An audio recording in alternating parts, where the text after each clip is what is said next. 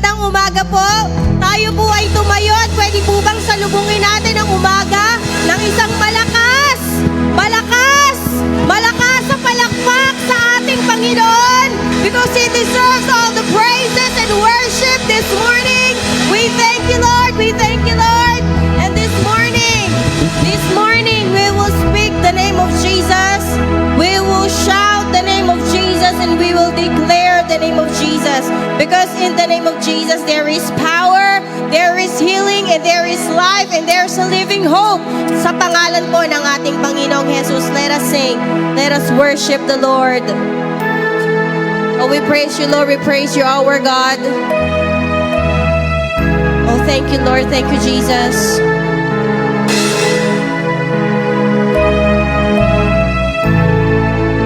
Worship you, Lord.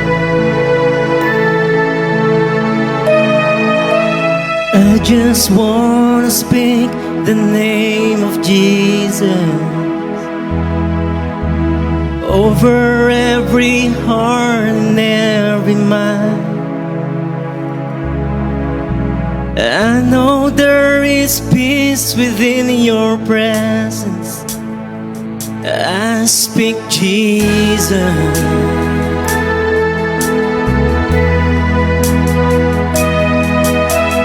I just want to speak the name of Jesus till every dark addiction starts to break, declaring there is hope and there is freedom. I speak Jesus.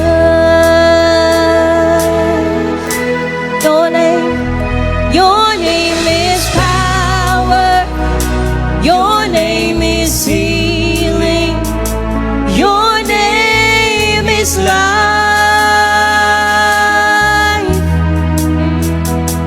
Break every stronghold. Shine through the shadows. Burn like a fire.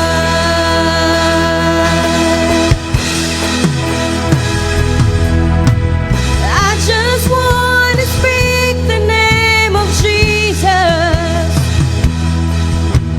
over fear and all anxiety, to every soul held captive by depression. I speak Jesus, 'cause your name is power, your name is healing, your name is life. Yes, it is. Break every stronghold, shine through the shadows, burn like a fire. 'Cause your name is power, your name is power, your name is healing, your name is life. Break every stronghold, shine through the shadows, burn like a fire.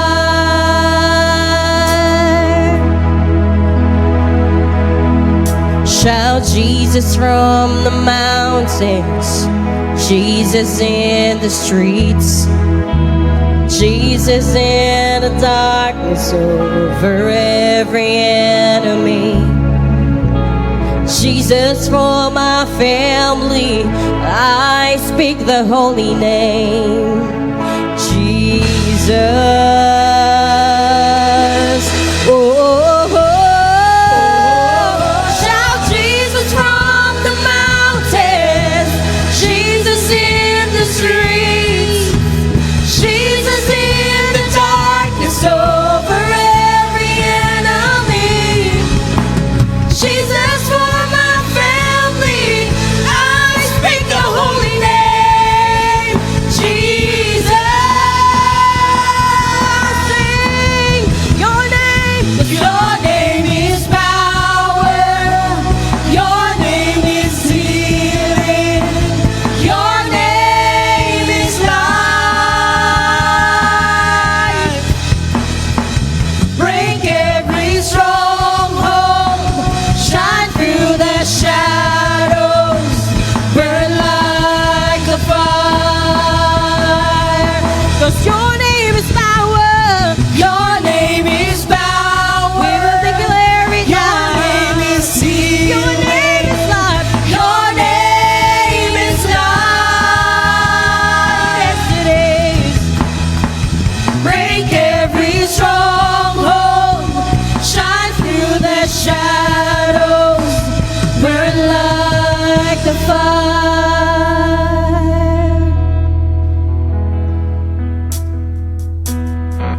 just want to speak the name of Jesus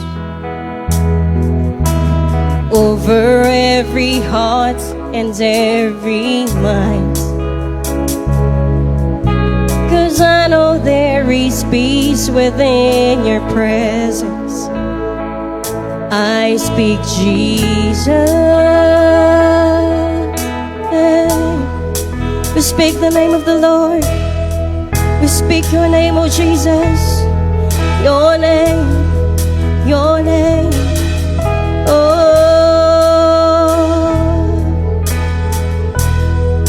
shout, shout Jesus from the mountains, Jesus in the streets, Jesus in the darkness over every enemy, Jesus for my family.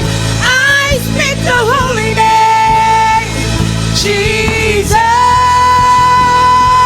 Shout, shout, shout Jesus from the mountains, Jesus in the streets, Jesus in the darkness over every enemy, Jesus for my family. I speak the holy name, Jesus. Shout, shout Jesus from the mountains, Jesus in the streets, Jesus in the darkness over every enemy, Jesus for my family, Jesus for my family. Oh, I speak the holy name, Jesus. Your name is power, your name is healing, your name is life. Break every stronghold, shine through the shadows, burn like a fire. Come, Holy Spirit, your name is power. Declare it now. Your name is healing. Your name is life. Your name is love. Break every stronghold, shine through the shadows, burn like a fire. Palakpakan po natin ang nag-iisang pangalan, the name above all names. We thank you, Lord. We bless your name. We honor you, Lord. We praise you and we worship you, Lord. Hallelujah. Thank you, Lord. Thank you, Lord. Ating ang muling palakpakan ang ating buhay ng Diyos. Hallelujah. Tunay ang ating Diyos ay napakamakapangyarihan. Sa pamamagitan ni Jesus, siya ang ating buhay at dakilang manggagamot. Ang sabi sa awit 90, ang Diyos lamang ang tunay na may walang hanggan. Ibig sabihin, wala siyang simula at walang katapusan. So, naririto ang ating Diyos. Naniniwala ba kayo? Kasama natin ang ating Diyos ngayong umaga. At dahil kasama natin siya ay nananatiling naririto. Kaya tayo ay lalapit, dudulog sa trono ng kanyang biyaya at kahabagan. Kaya tayo manalangin. Hallelujah. Diyos naming Ama na nasa langit, pinupuri ka namin, luwalhati ng dakila mong pangalan.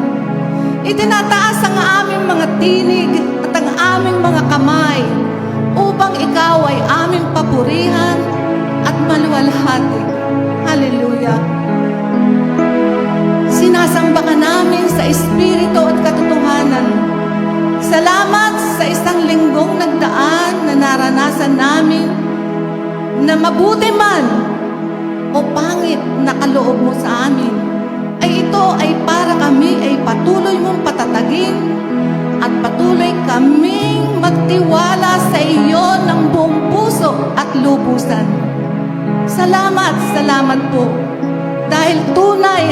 kabutihan at katapatan mo sa amin. Ang dakilang pag-ibig mo sa amin ay hindi nagbabago. At walang makakapantay ito dahil hindi mo pinararanas sa amin na kami ay nag-iisa. Kaya salamat sa dakilang araw na ito na kami ay muling nagkatipon-tipon sa iyong pangalan at sa iyong banal na presensya upang sama-sama kami magpuri at magpasalamat sa iyo. Inaanyayahan po namin ang iyong banal na Espiritu ang siyang kumilos ng malaya sa aming kalagitnaan. Pagintapatin mo ang aming buhay sa iyong harapan at tanggapin ang aming mga buhay bilang handog na buhay, banal at kaaya-aya sa iyong harapan. At lahat ng aming mga alalahanin, mga kaabalahan sa kabila ng aming pinagdadaanan, hallelujah, pinipili po namin iwanan ito at ituon ang aming puso't isipan sa iyo na nagbibigay ng lakas, pag-asa, kapayapaan at katugunan sa amin. Kaya ngayong umagay, tulungan mo po kami na buksan ang aming mga tenga upang marinig namin ang iyong tinig. Buksan ang aming mga isip upang maunawaan namin ang iyong walang hanggang karunungan. At buksan ang aming mga puso upang matanggap namin ang iyong mayaman na salita. Pangunahan mo po kami sa kabuuan ng gawain na ito. Hallelujah. Hayaan mo na pagpalain mo ang bawat oras sa sandali na lilipas, na ikaw ang mapaparangalan at maluluwalhati. Ito po ang aming panalangin sa makapangyarihang pangalan ni Jesus. Ang lahat ay magsabi na, Amen.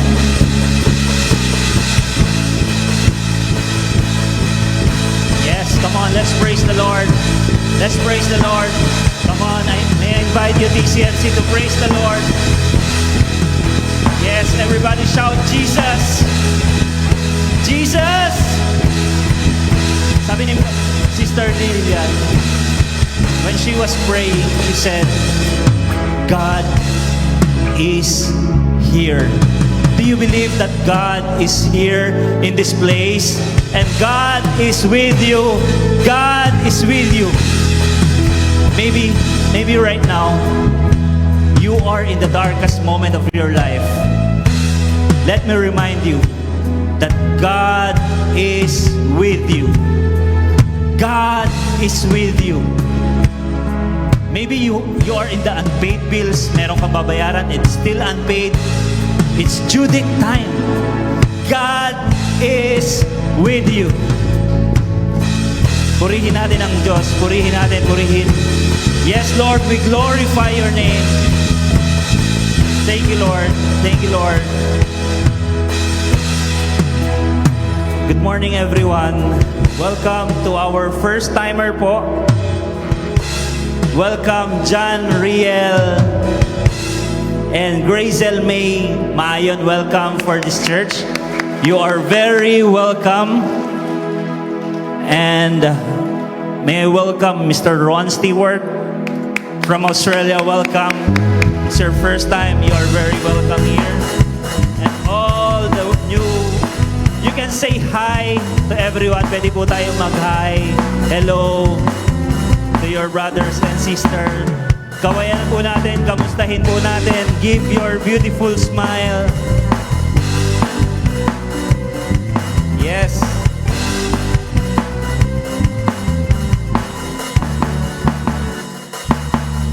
Yes. Maaari na po tayo maupo.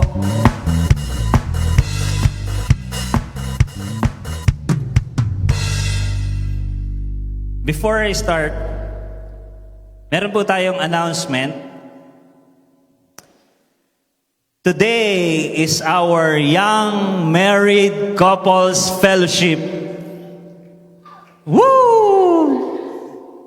Pwede po ba malaman yung from age 18 to 42, the young married couples? Pwede bang magtaas ng kamay yung mga 18 to 42? Sige po, wag po kayo mahiya. Yan, yan. You are invited po mamaya, the ingredients of a covenant. So, I just want to show you po yung pictures po ng nakaraang fellowship. Yan, nakita niya, di ba? Ang sweet Kung gusto nyo maging sweet ang asawa nyo, invite nyo sila. Pa-sweet ng pa-sweet, may kiss na. Okay, we invite you mamaya po, 6 o'clock p.m.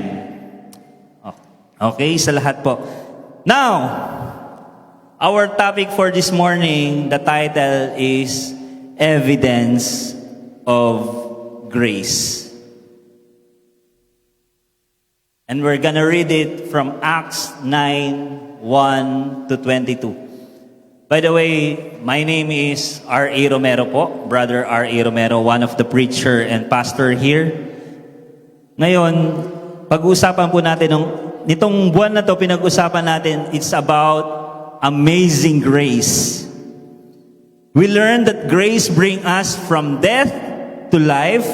We learn that we are saved by grace and not by works. And we learn that we are saved for good works. Now, the question is, what does grace look like in person life?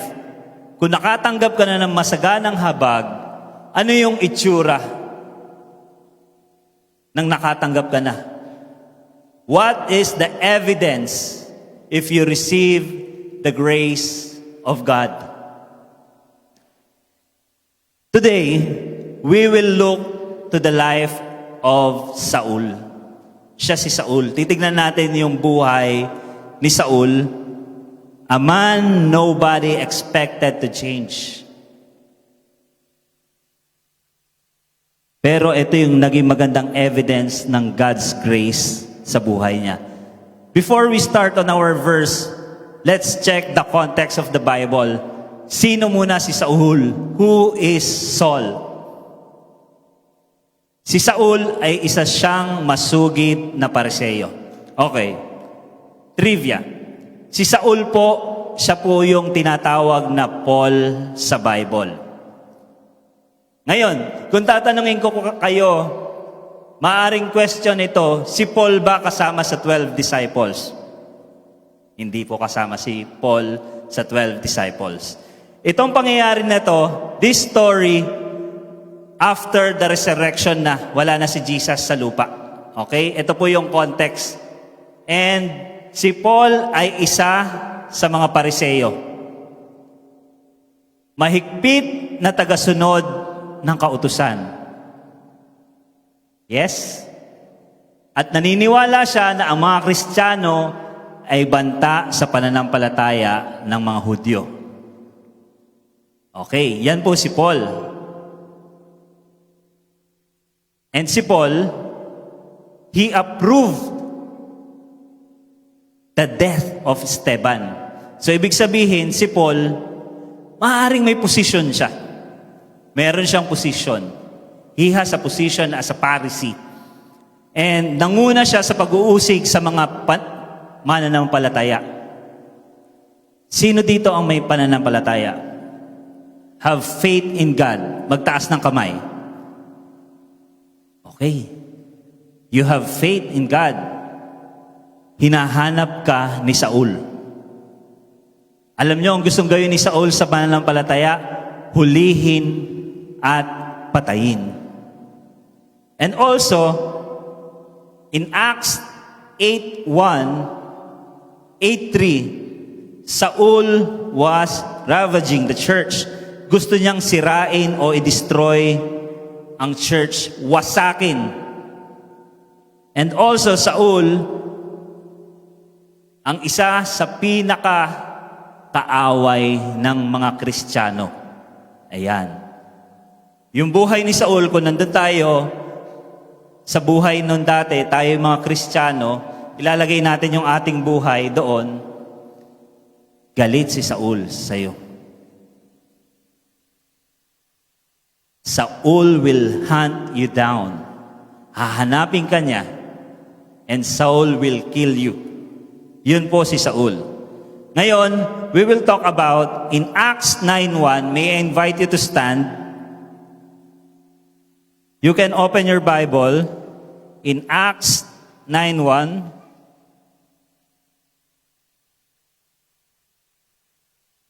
Sabi dito, samantala, patuloy ang pagbabanta ni Saulo na maipapatay ang mga alagad ng Panginoon. Lumapit siya sa pinakapunong pari ng Hudyo. Wala po yung verse 2 dyan. Basahin niyo po sa Bible niyo. Ay, hindi ko po talaga nilagay dyan.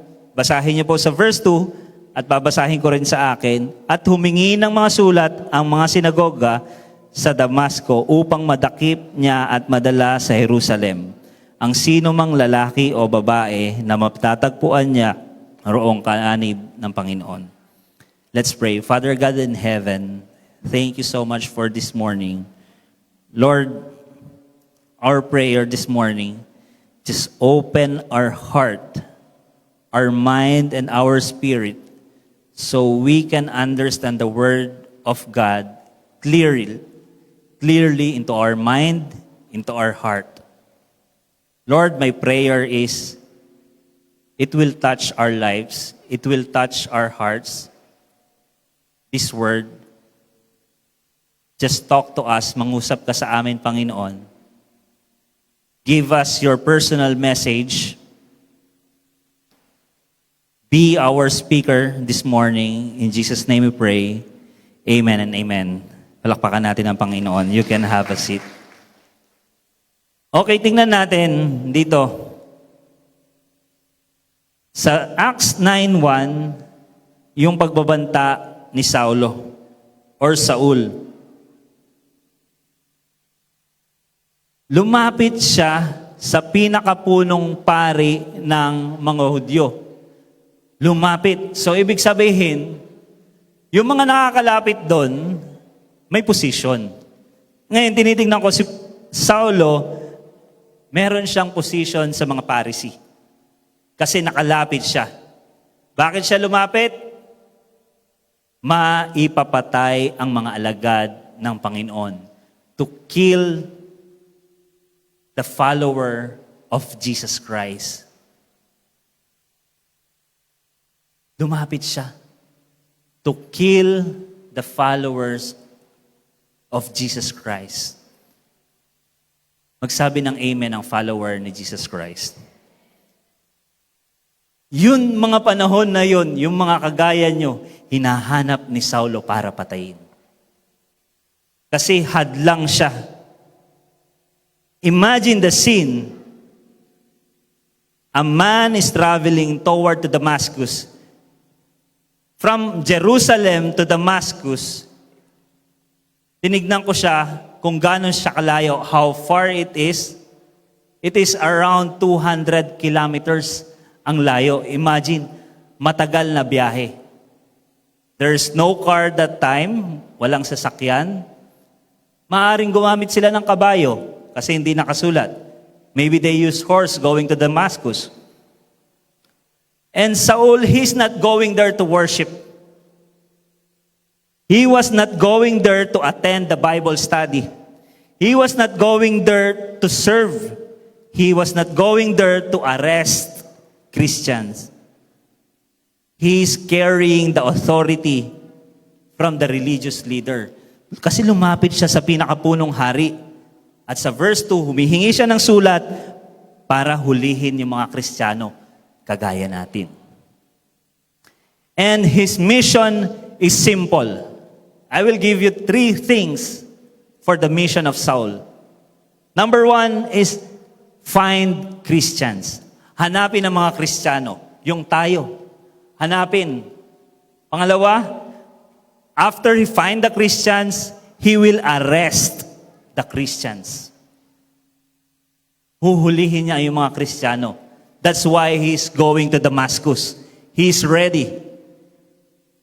And third, he wants to destroy the Christians. Sirain ang mga Kristiyano. If anyone looked that impossible to save, it's Saul. Si Saulo yun. Mahirap siyang masave. Mahirap kasi galit siya sa mga Kristiyano. Siya yung pinakamahirap and he was the one of the very best example na mahirap ma-convert to be a Christian. Again, his mission is simple: find Christians, arrest Christians, and destroy. Siguro kung sa panahon ngayon, pupuntahan niya tayo dito. Huhulihin niya tayo isa-isa. But, tignan natin, number 1, ang una nating layunin, 1 is grace gives new life. Okay. Ang Diyos ang gumagawa ng paraan upang ang tao ay mapanganak muli and to be born again. Now, let's go to the Acts 9:3. Sabi dito, sa Acts 9:3, naglakbay si Saulo papuntang Damasco. Again, he is going to Damasco from Jerusalem to Damascus. It's around 200 kilometers. At nang siya'y malapit na sa lungsod, biglang kumislap sa paligid ang isang nakakasilaw na liwanag mula sa langit. Imagine, Saul is riding towards to Damascus, confident, determined, and he is thinking, ito yung tama kong gawin. Again, si Saulo po ay magaling sa batas. And he thought he was serving God that time. And he thought he was protecting the religion. And he thought he was right. Pero wala siyang idea na pagpunta niya ng Damascus, before he reached Damascus, God was about to interrupt his life. Ano yung nangyari? Biglang kumislap sa paligid niya ang isang nakakasilaw na liwanag sa langit. Imagine yung pag sobrang araw at titignan natin ang langit, ang sun, nakakasilaw. At the same thing kay Saulo, biglang kumislap sa paligid niya ang isang nakakasilaw na liwanag mula sa langit. Ano ang ginawa ng Panginoon? God interrupts the plan of Saul. Bakit kaya? Bakit kaya nag-interrupt ang Panginoon? Again, wala na si Jesus that time sa lupa. Bakit kaya nag-interrupt? Sometimes, God interrupts our plans because He has a better plan. Sometimes in our lives, meron tayong plano, pero bigla natigil. Lord, this is my prayer, malapit na eh. Makukuha ko na yung prayer ko, ito na yung prayer ko, Lord. Sobrang lapit na. Sometimes God interrupts our plans because He has a better plan.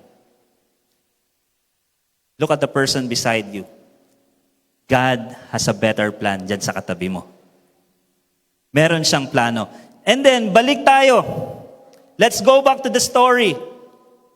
Na-interrupt na ng Panginoon si Saulo, nagkaroon ng malakas na ilaw at siya ay nasilaw.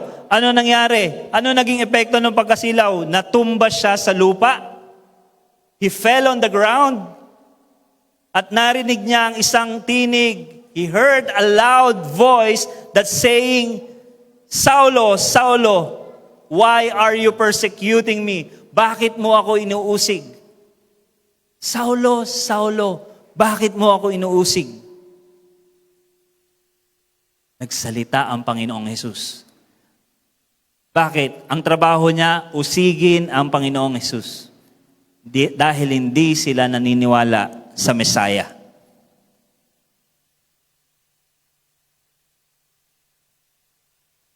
At dito, sumunod, sabi ni Saulo, sino kayo, Panginoon?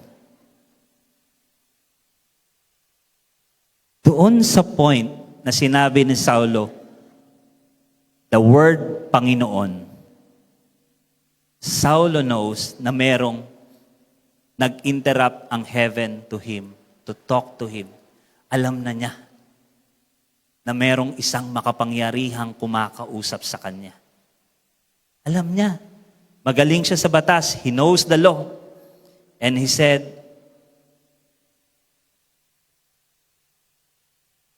sino kayo, Panginoon? That time, Saul was on his way to destroy Christians. But, Jesus was on his way to save Saul. Gustong isave ni Jesus si Saul. Saul wasn't looking for Jesus. Jesus was pursuing Saul. Ang Panginoon ang lumapit kay Saul. Ano ang tawag doon? That is grace. It's the same thing with us. We don't like the Word of God. Ayaw natin ang salita ng Diyos. We don't like to attend church before. We don't like to attend Bible study. Ayaw natin. Pero lumapit ang Panginoon sa atin. Siya ang unang lumapit sa iyo. God is talking to you. God interrupts your plan. Napansin niyo ba, dito sa senaryo na ito, hindi sinabi ni Saul na, hindi kita kilala. Hindi ganun yung sinabi niya. Sino kayo, Panginoon? Hindi.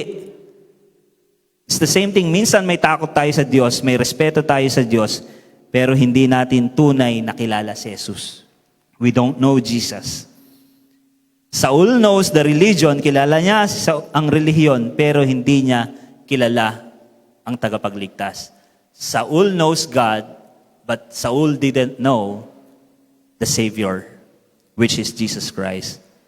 Pero ngayon, pansinin natin, nagbigay siya ng paggalang, sino kayo, Panginoon?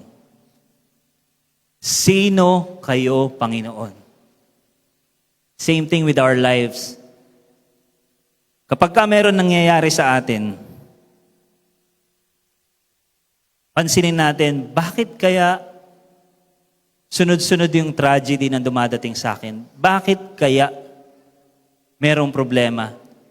Maybe God is interrupting our plans. But instead to ask, Lord, ano bang plano mo sa buhay ko? Just ask God, Lord, ano yung itinuturo mo sa akin? Lord, ano yung gusto mong gawin ko? Yun yung maging tanong natin. Magbigay tayo ng paggalang. Sabi ni Saul, sino kayo, Panginoon? Tanong niya. Sumagot si Jesus, I am Jesus. Ako si Jesus, ang iyong inuusig. It's the same thing with us.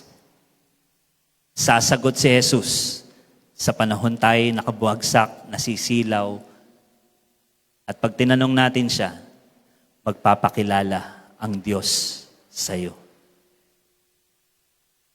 And tuloy natin sa storya, sa Acts 9:6. What happened to Saul? Bumagsak siya, he fell on the ground, at sinabi niya, sino? Sino ka, Panginoon? The word Panginoon, sinabi niya, meron siyang paggalang at nagpakilala si Jesus. Now, what Jesus said? Tumayo ka. Pumasok ka sa lungsod at do'y sasabihin ko sa iyo kung ano ang dapat mong gawin. That time, si Jesus na may hawak ng conversation. Hindi na si Saul ang bida. Hindi na siya. At first, siya yung bida. He wants to go to the Damascus. Gusto niyang destroy, kill, at hulihin ng mga Kristiyano. Pero ngayon, hawak na ng Panginoon ang conversation. Ang galing ng Diyos. Yung perfect timings, yung pagbigay niya ng bagong buhay kay Saul, mapapansin niyo dito yung pag-abot ng Panginoong Yesus kay Saul. Binigyan siya ng bagong identity at ang sabi, tumayo ka. Stand up. Naalala niyo yung babae na nahuling akto sa pangungulo niya na nagkakasala, na merong kasalanan? What Jesus said to that girl, stand up and sin no more. Sabi din ng Panginoon, tumayo ka. Now, ano ang sinasabi sa atin ngayon ng Panginoon? TCFC. Let's reflect kung ano yung sinasabi sa atin. Tignan niyo po ako. Look at me, mga kapatid. Nasaan point ka ng buhay mo ngayon? Sinasabi di ba ng Diyos sa iyo ngayon, stand up. Maybe right now, you are in the rock bottom of your life. Maybe right now, you are fell in the ground. Nakababa ka. Jesus was saying to you right now, stand up, tumayo ka. Maybe some of you right now,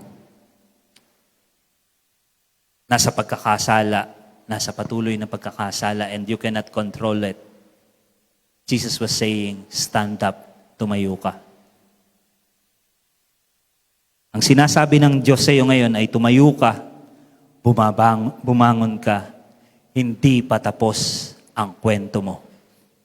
Your story is not yet finished. Hindi pa tapos ang plano ko sa buhay mo. My plan to you is not yet finished. Ang aking biyaya ay mas malaki kaysa sa nakaraan mo. Maaaring nakikita mo, Lord, ang laki ng kasalanan ko. Kaya ayoko na magsimba. I don't want to go to church anymore. Again, mga kapatid, yung biyaya ng Diyos ay mas malaki upang tanggapin ka. That's the grace of God. Sinasabi ng Lord, ang aking biyaya ay mas malaki kesa sa nakaraan mo. Ang aking pag-ibig ay mas malakas kesa sa pagkakamali mo.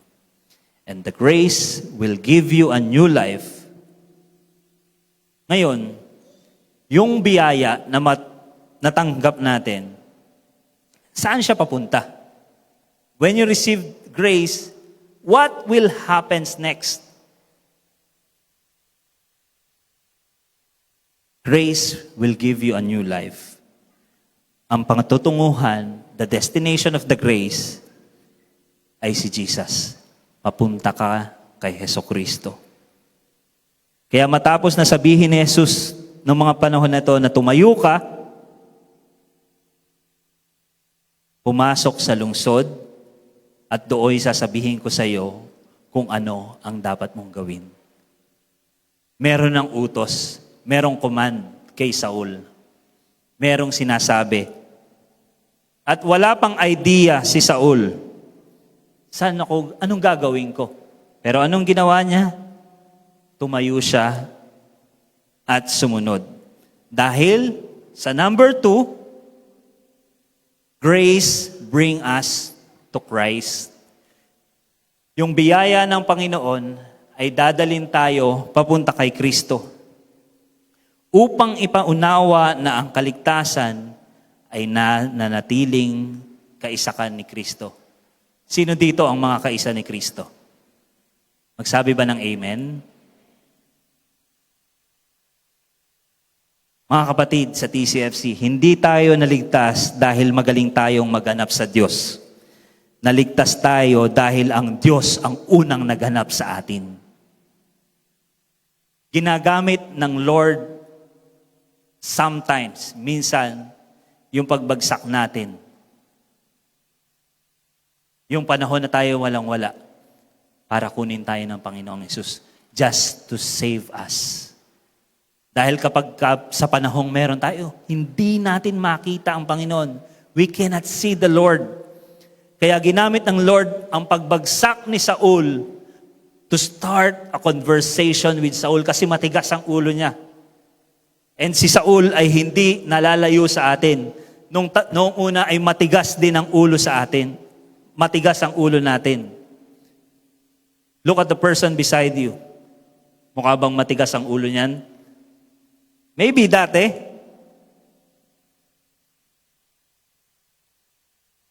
Iba't iba ang pagtawag sa atin ng Diyos. I have heard one testimony that God called him in a dream. Sa pamamagitan ng isang panaginip. Busy siya sa mundo, sa negosyo, pero sabi, lumapit ang Panginoon sa kanyang panaginip at naalala niya nung panahon ng kanyang kabataan.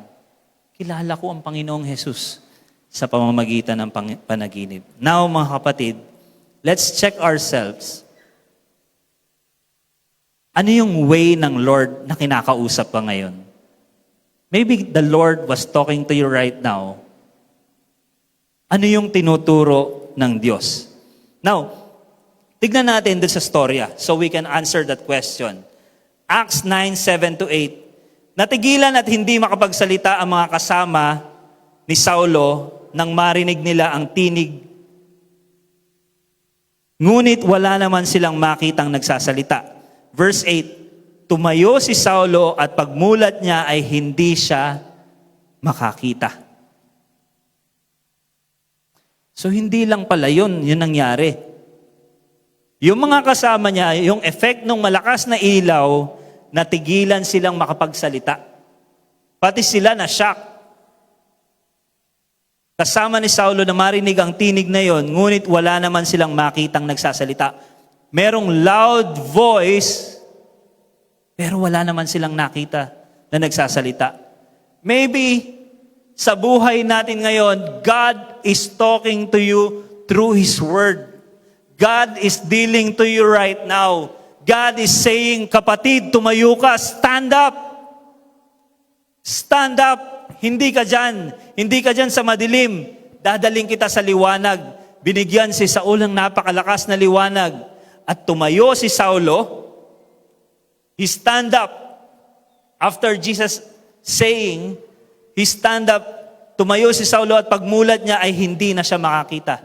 And that time, he was blind.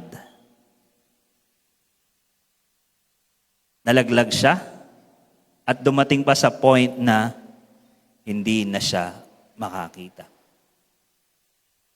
At alam nyo, tumuloy pa rin si Saulo sa inutos ng Panginoon. Sabi dito, kaya't siya'y inakay ng mga kasama niya at dinala sa Damasco. Natuloy sila. And that time, malapit na sila sa Damasco nung nangyari yon. Pwede naman gawin ng Diyos. Bago pa lang mag-start, silawin na. Pero ang ginawa ng Diyos, nung malapit na sila, doon binigay. Siguro baka para matuloy yung misyon ng Panginoon. Sa isip ni Saulo, malapit na para makapunta ako sa Damasco. Pansinin natin, this moment in time, sumunod si Saulo. Sumunod siya, tumayo siya. And basahin natin sa Acts 9. Hindi lang siya nabulag, hindi siya nakakita sa loob ng 3 araw. He was blind for 3 days. And he didn't eat or drink. Hindi siya uminom or kumain. Imagine. Siguro sa sobrang pagmuni-muni niya na hindi siya makakita, hindi na siya nakakain, hindi na siya nakainom, dahil sa sobrang dami niyang pagkakamali at nagkaroon siya ng dealing sa Panginoon, kinausap siya ng Diyos at siya ay nananalangin lang that time. 3 araw siyang bulag, 3 araw walang direksyon, 3 araw na naghihintay at marahil iniisip niya, ano na ang mangyayari sa akin ngayon? Eto, listen to me, TCFC. Pero habang naghihintay si Saul for that 3 days, meron na palang ginagawa ang Diyos. It's the same thing with us. Maybe we are in the rock bottom in our lives. Maybe we fell on the ground because of our problems. Maybe we didn't see. God is working with you. God is working behind the scenes into your life. At gusto kang kausapin ng Diyos. Ngayon, nakita na natin ang problema ni Saul. Nabulag siya. Nasilaw. Bumagsak sa ground. Ano ang nangyari? Ano ang nangyari dito sa storya na to? Merong kinausap ang Panginoong Jesus. Hindi na natin babasahin kasi mahaba po siya. Merong isang Ananias na pangalan. Ang pangalan niya ay Ananias. Next slide. Ananias is a disciple in Damascus. Pwede ko ba makita who is our house church leader dito? Raise your hands sa mga house church leaders. Yes. Okay. Maybe, itong Ananias na ito is parang ganun. Leader siya ng isang iglesia. A disciple in Damascus and a faithful follower of Jesus. At tinawag si Ananias sa isang vision. Directly habang nananalangin. Galing that time, no? Habang nananalangin ka, merong biglang vision ng Panginoong Yesus. God spoke to him directly, Ananias, pumunta ka kay Saulo, just go to Saul and talk to him. Binigyan siya ng clear mission, punta ka doon sa bahay ni Judas kasi nandun si Saulo. At hanapin mo si Saulo. Ano yung nangyari kay Ananias? He is obedient to God's call. Pwede siyang hindi sumunod. Bakit? Kilala si Saulo na pumapatay ng Kristiyano. Kilala si Saulo na pumapatay ng tao. Doon sa verse na yon, sinabi niya, di ba siya yung pumapatay? Di ba siya yung humuhuli ng Kristiyano? Bakit ako pupunta doon? Pero, si si Ananias is obedient to God's call. Naging masunurin siya.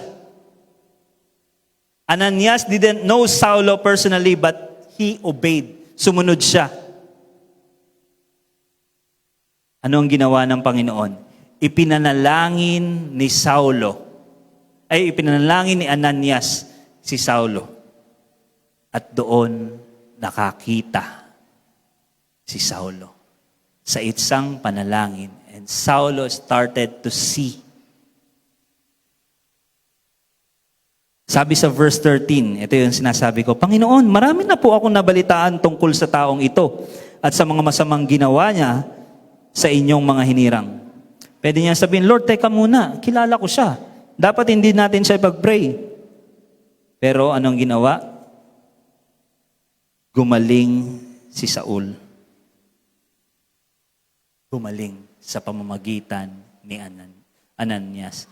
Si Ananias ang ginamit ng Lord na susi para gumaling si Saul at makabalik muli. And maybe some of you, maaaring maging Ananias tayo. Maybe God will use you para makabalik sa Panginoon o makakilala sa Panginoon yung mga taong hindi nakakilala. And Church TCFC, allow me to speak into the young generation right now. And I will use their language to speak to them.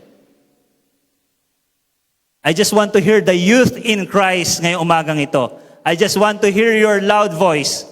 Where are you, youth? Okay. You know what happened noong mga nakaraan? In the school. You know what happened for the bad news sa school? Ilan po yung namatay, sabi sa balita? 3. Merong namatay.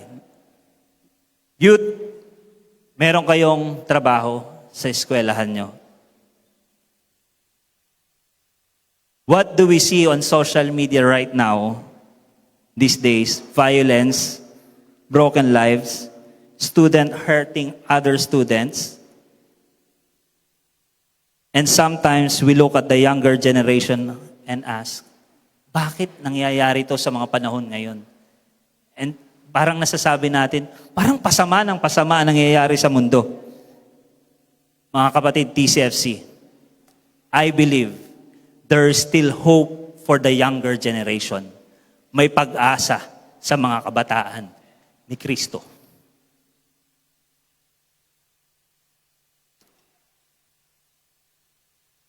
You listen to me carefully.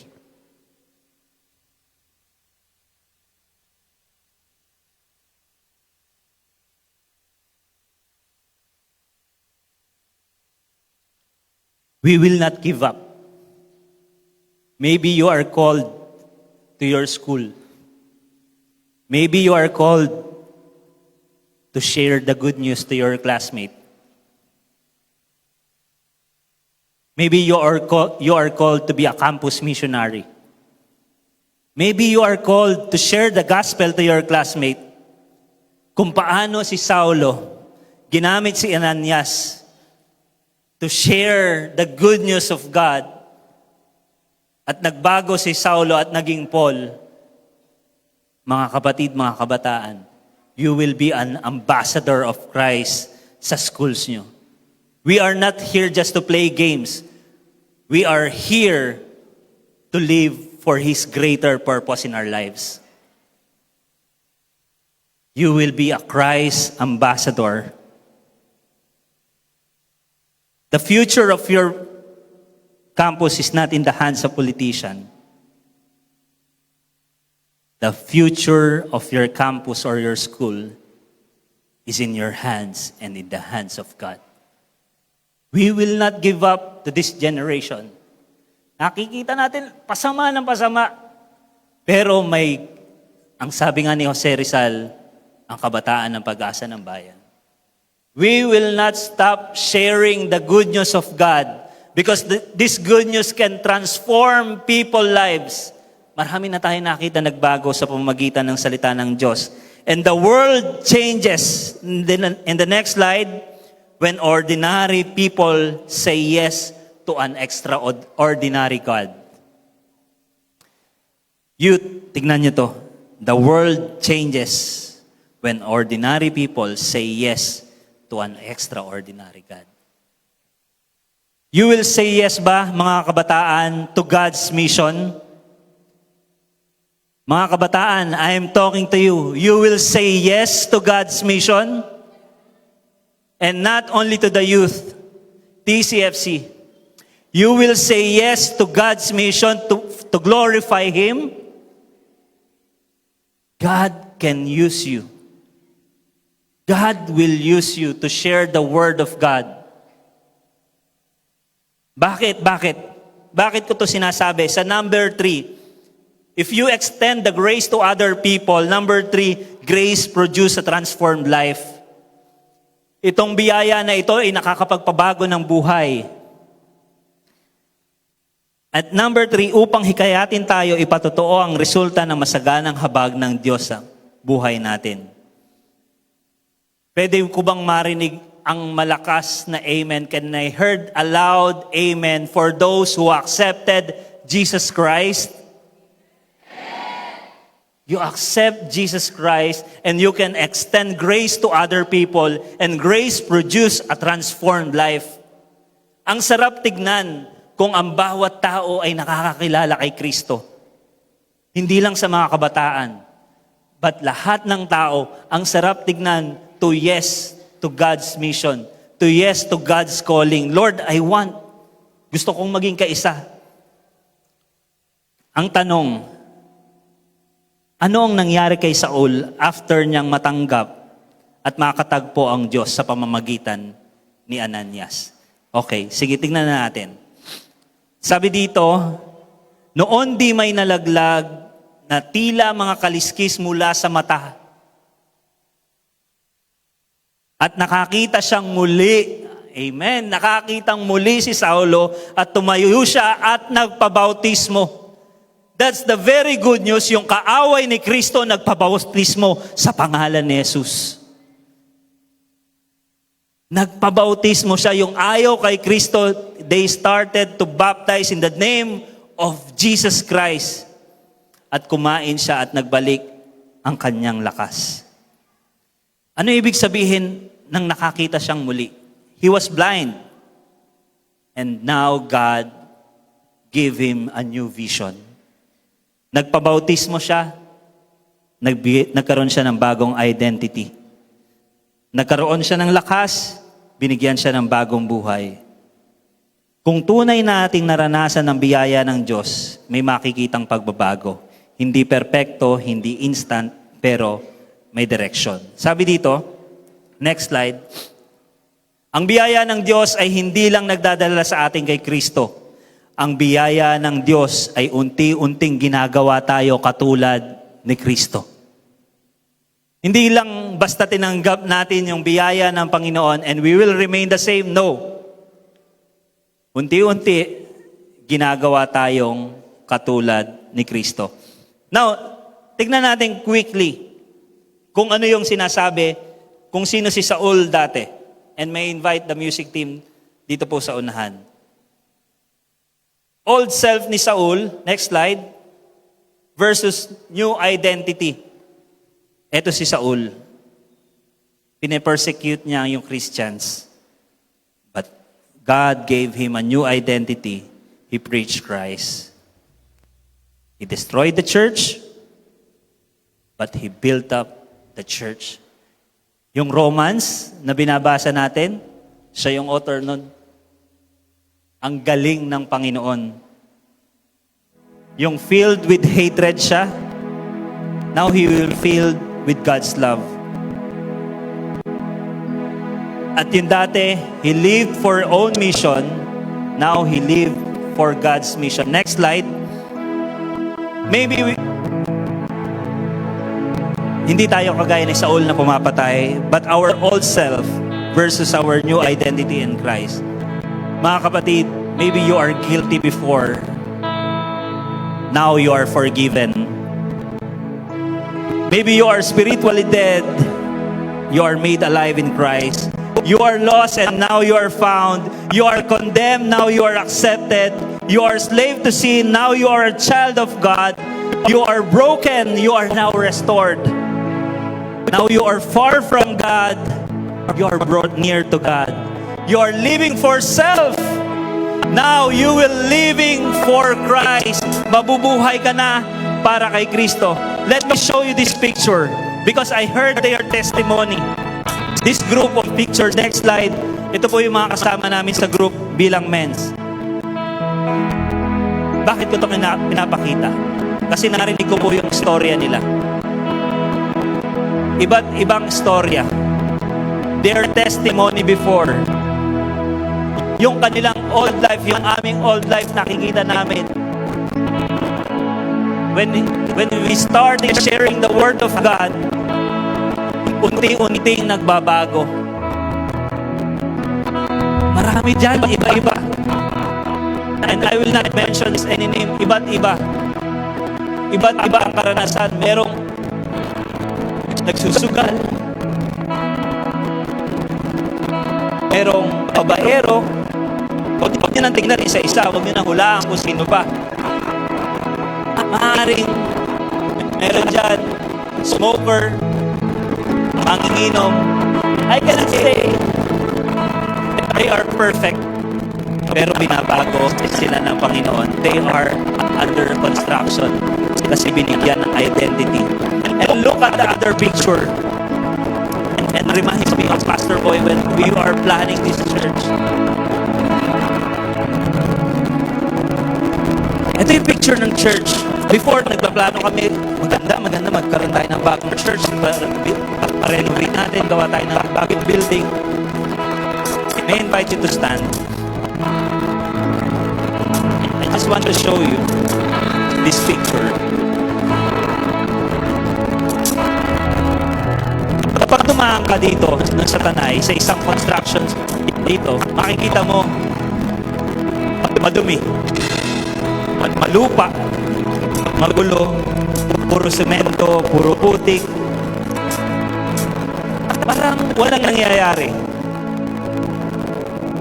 The same thing in Acts 9. Kung titignan mo si Saul sa umpisa, mamamatay tao, persecutor, kaaway ng simbahan. Mga kapatid, maybe our life is like this before. Madumi, magulo, maputik, under construction. Pero look at the church now. Ito yung church dati, nung ginagawa. Pero look at the church now. May tiles, may aircon, may maganda tayong ilaw, may maganda tayong salamin, may maganda tayong kisame. Why? Inayos ng Diyos. It's the same thing with our life. Our life is the mess before, and that mess, it will be a message. It will be a great testimony. Yung buhay mo na magulo, malupa, at hindi pa tapos ang Diyos sa iyo. God is not yet finished. Tingnan mo kung paano ka tinitingnan ng Diyos. At darating tayo doon sa point na mapapawaw yung tao. Same thing with our church. Wow, ang ganda naman. At makikita din natin pagdating. Makikita natin yung mga sinesera natin. Wow, nagbago na siya. Wow, nagbago na siya. Same thing with Saulo. Nagbago na siya. Yun din ang message sa atin ng Panginoon. Yung mess ng buhay natin, it will be a message. Bakit? Because of amazing grace of God. Next slide. This is the message. Hindi ka pa tapos, pero huwag ka rin manatili kung nasaan ka. Dahil ang biyaya na nagliligtas sa iyo ay isa ring biyaya na magbabago sa iyo. You will not still the same. Now, we will sing this song, The Amazing Grace. We will accept the amazing grace of God. Come on, let's sing this song, The Amazing Grace. Amazing grace, how sweet the sound that saved a wretch like me. I was lost, but now I was blind, but now Come on, let's sing. grace that taught my heart to beat and raised my fears relief. How preciously the grace of you beyond I first Come on, let's sing and worship the Lord. chains are gone. You are set free. Set free, I got my Savior has ransomed me, and like a flood, Yes, salamat. mercy, Your mercy reigns. unending love, amazing grace. DCFC, let's worship the Lord. Chains are gone, I've been set free. My God, my Savior has ransomed me. In like a flood, His mercy reigns, unending love, amazing grace. My chains are gone. My chains are gone. I've been set free. My God, my Savior has ransomed me. And like a Now, let's sing this song. His mercy reigns, unending love, amazing grace. My chains are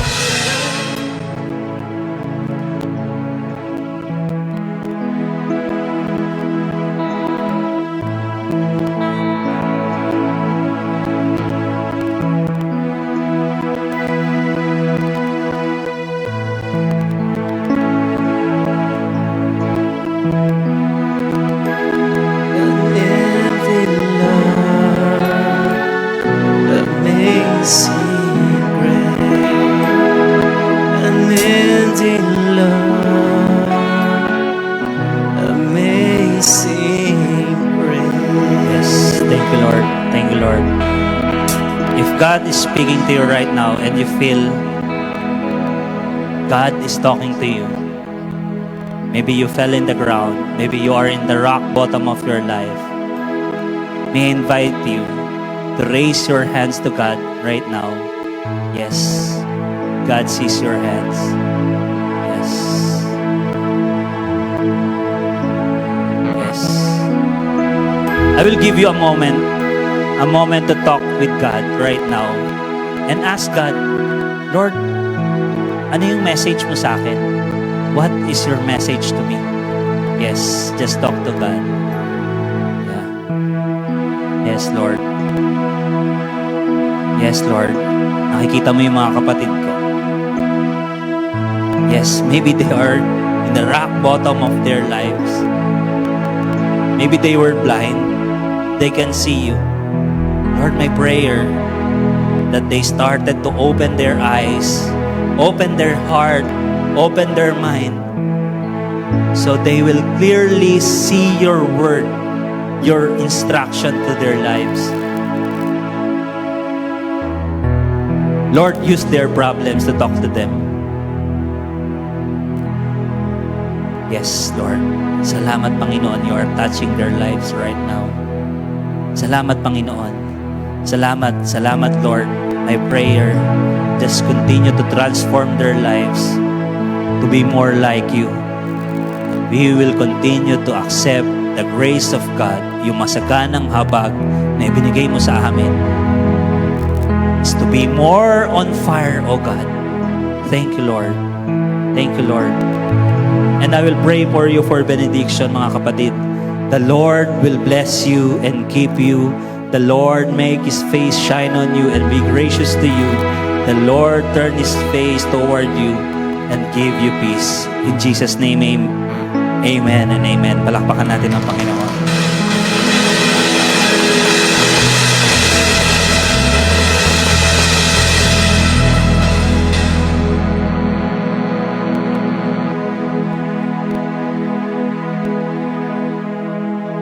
How many among you are so thankful and so grateful to the Lord? Pwede po bang palakpakan natin ang ating Panginoon?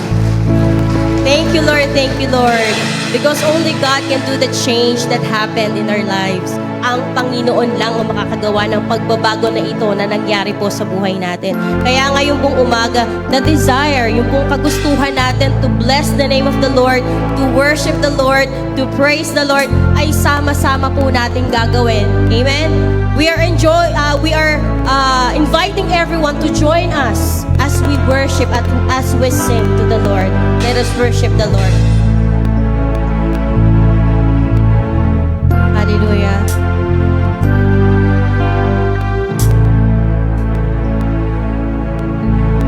Praise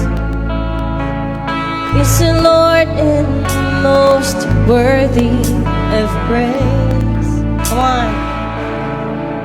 In the city of our God, the holy place,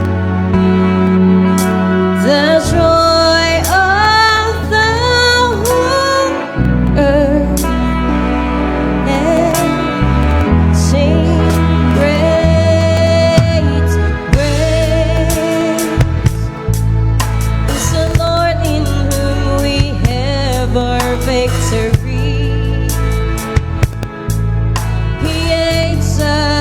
Against the enemy,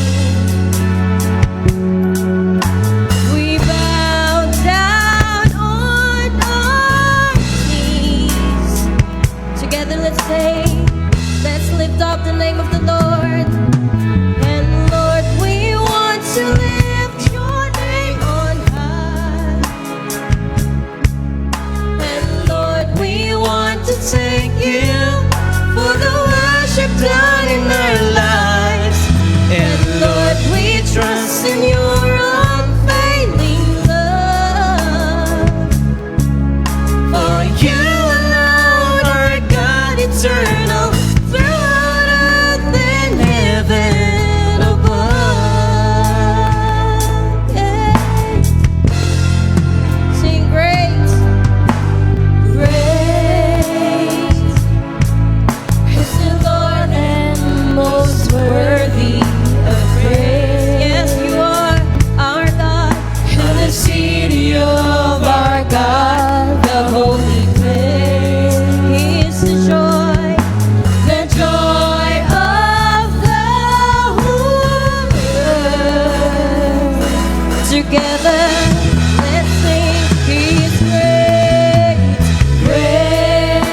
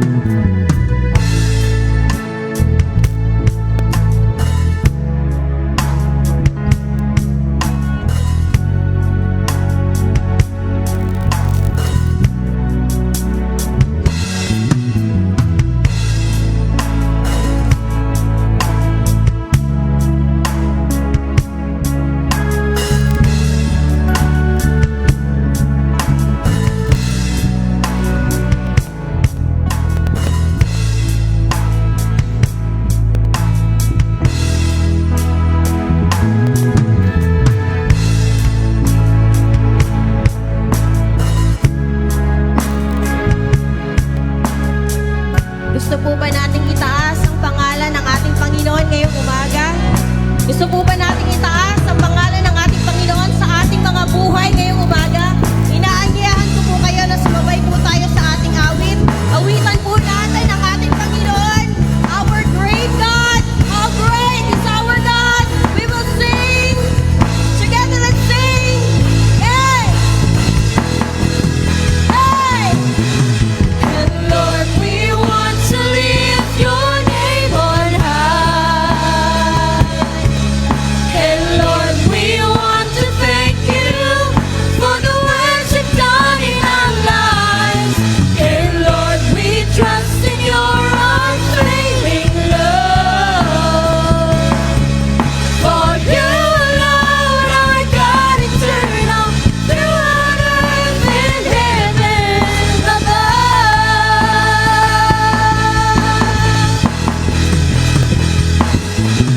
And Lord, we want to lift your name on high.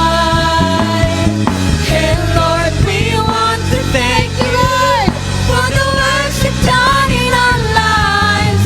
And Lord, we trust in your unfailing love. For you alone are God eternal, throughout earth and heaven above. For you alone, oh Lord. For you alone are God eternal, throughout earth and heaven above. For you alone, our God. For you alone are God eternal, throughout earth and heaven above. Blessed be the name of the Lord. Blessed be the Lord God Almighty, who was, who is, and is to come. Blessed be the Lord God Almighty, He reigns forevermore. who reigns forevermore. Blessed be the Lord God Almighty, who was, who is, and is to come. Blessed be the Lord God Almighty, who reigns forevermore.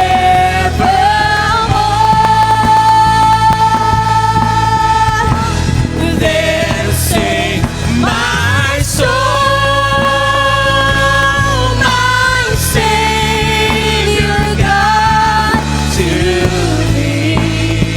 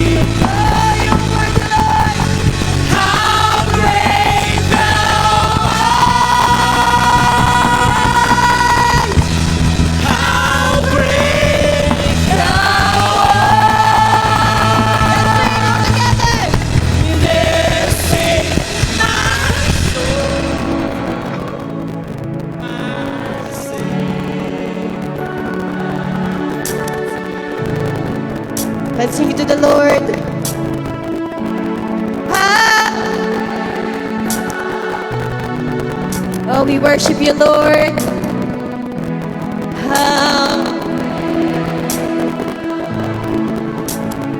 Let's tell to the Lord, He is great. Then sing. Yes!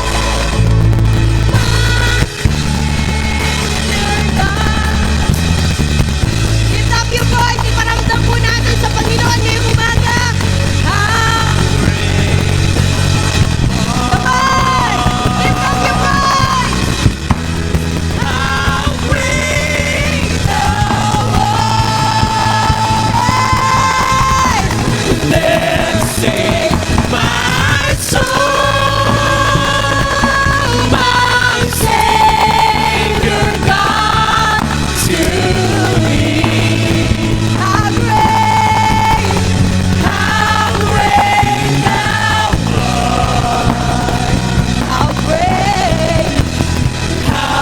great! Oh, worship the Lord! Hey!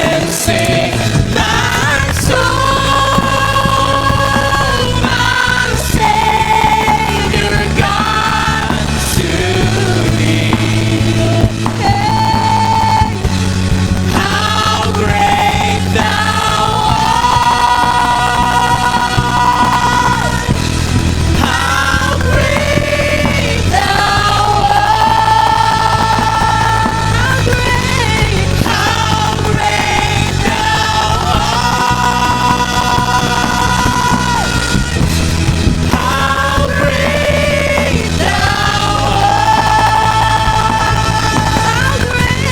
How great!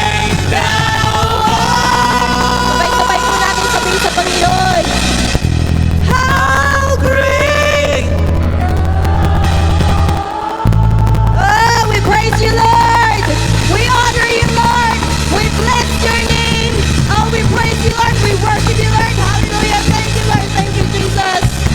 Praise your name! Praise your name, O Lord!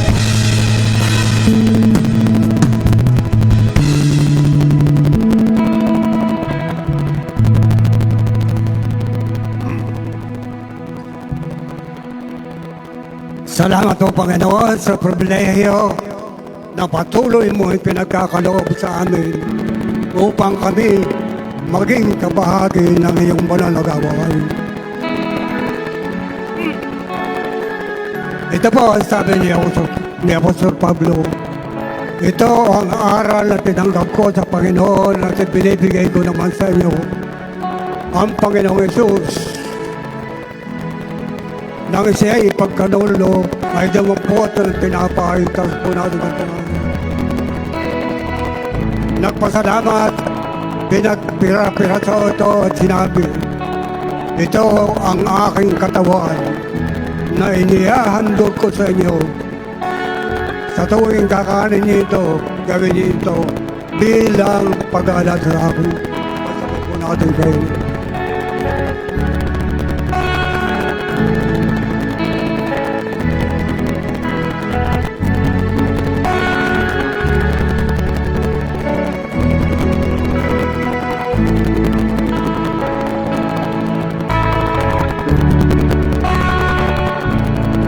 Kaya din naman, matapos magkapunan na hinawakan niya ng saro at sinabi, ito ang saro ng bagong tipan na pinagtitibay ng aking dugo. Sa tuwing iinumin niyo ito, gawin niyo ito bilang pag-aalala sa akin. Sabay-sabay po natin. Salamat po Panginoon. Salamat sa problema na pinagkakaloob mo sa amin sa pangalan ni Jesus. Amen.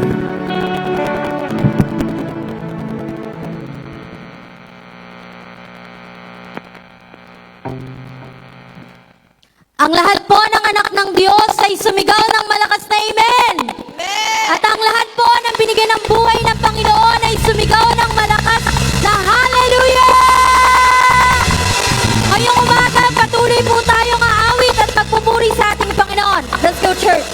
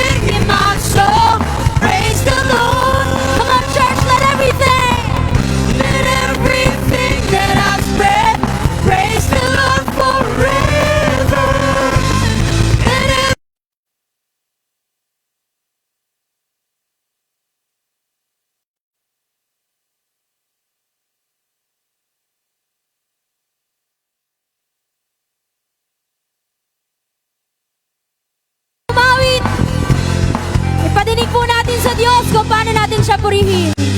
From the rising of the sun, let His praise be heard. Come on, church, let's go. East to the west and the north to south. From the rising of the sun, let His praise be heard. From the east Let's go, church. and the north to south. Let everything that has breath praise the Lord forever. Let everything in my soul praise the Lord. Let everything that has breath praise the Lord forever. Let everything in my soul praise the Lord. Papuri sa Panginoon. Hallelujah! Patuloy po natin palakpakan ng Diyos. Thank you, Lord. Thank you, Jesus.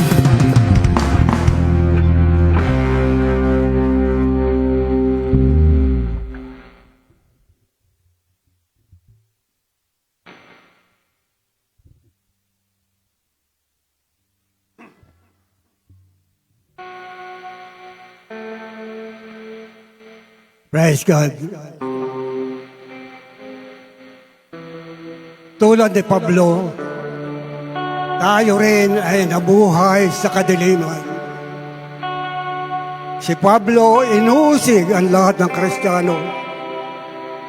Pinapatay, ikinulong, at binigyan ng kasiyahan ng kanyang sarili.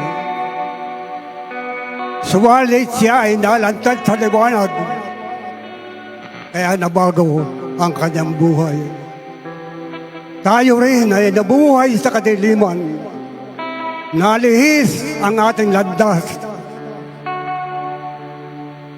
Nalipin tayo ng ating sariling damdamin. Lahat ng uri ng kalayawan ay naranasan natin. Subalit dahil sa biyaya ng Diyos, nalantad din tayo sa liwanag. Malibang makilala natin ang Panginoong Isus, mananatili tayo sa kadiliman. Naniniwala ba kayo? Naniniwala ba kayong lahat tayo ay nalantad sa liwanag? Kaya nabago ang buhay ng bawat isa sa atin. Hindi ang ating mga mata ang umakay sa atin tungo sa liwanag, kundi ang salita ng Diyos na nagmamahal sa atin. Tayo po ay manalangin. Mabiyayang Diyos na makapangyarihan sa lahat, na nakakaalam ng lahat ng bagay. Salamat, Panginoon, sapagkat mula sa kadiliman na aming kinalalagyan ay hinango mo kami tungo sa liwanag. Salamat sapagkat nabago ang aming buhay. Salamat nagkaroon kami ng katiyakan dahil sa iyong banal na Espiritu na nag-aakay sa akin upang kami ay upang matiyak namin na ang bagong buhay na patutunguhan namin ay magkaroon ng katarungan ng Panginoon. Salamat sa kaligtasan, Panginoon. Salamat sa iyong biyaya, sa lahat ng bagay na ginawa mo sa bawat buhay ng bawat isa. Sapagkat kung hindi dahil sa iyo, kung hindi dahil sa iyong kamatayan at muling pagkabuhay, wala kaming aasahan, Panginoon. Pero dahil sa iyong kabutihan at katapatan at kagandaang loob, Panginoon, kami naligtas dahil sa iyo, Panginoon. At bahagi rin ang aming pasasalamat, Panginoon, ng mga handog at kaloob na patuloy mo kami pinagkakaloob sa amin. Basbasan mo po ang pagpalain, ang buhay ng bawat isang nagbigay ng mula sa kanilang puso, Panginoon. Ito po ang aming panalangin na natupanta sa aming pansamantalang pag-iwalay. Igawad mo po sa amin ang iyong mayamang pasbakas at bendisyon upang sa bawat araw na aming harapin at tasahakin, ikaw ang aming maging gabay at pagnubay sa aming buhay. Ito po ang aming panalangin sa pangalan ng Jesus. Amen.